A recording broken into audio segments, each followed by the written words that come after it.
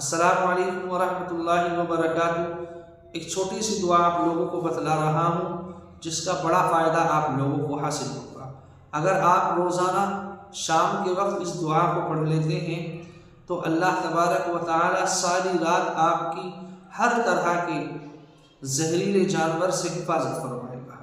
بہت ہی چھوٹی سی اور مختصر سی یہ دعا، اور حضور اقدس صلی اللہ علیہ وسلم نے یہ دعا سکھلائی ہے۔ کیا بتایا حضور اقدس نے؟ آپ تمام لوگ بہت ہی غور کے ساتھ سنیں۔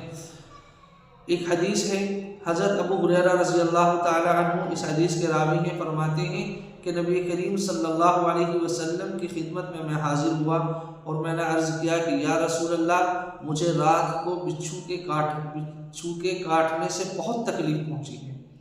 آپ صلی اللہ علیہ وسلم نے ارشاد فرمایا، اگر تم شام کے وقت یہ کلمات پڑھ لیتے۔ کون سے کلمات ہیں؟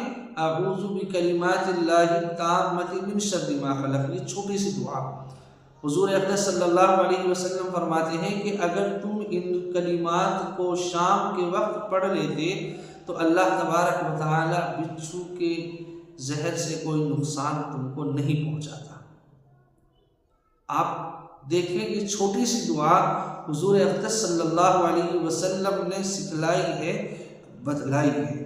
ایک دوسری حدیث ہے، آپ اس کو بھی دیکھیں۔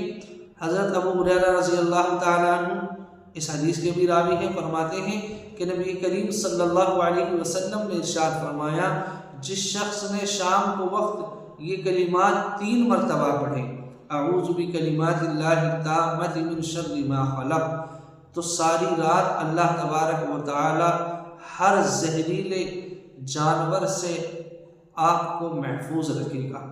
اور حضرت سہیل رحمہ اللہ فرماتے ہیں کہ ہمارے گھر والوں نے اس دعا کو یاد کیا اور ہر رات تمام لوگ اس دعا کو شام کے وقت پڑھتے اور مستقل اس کی عادت ڈالتے ہیں۔ فرماتے ہیں کہ ایک رات ایک بچی کو کسی زہریلے جانور نے نقصان پہنچایا، ڈس لیا، تو اللہ تعالیٰ نے اس کو تکلیف سے محفوظ رکھا۔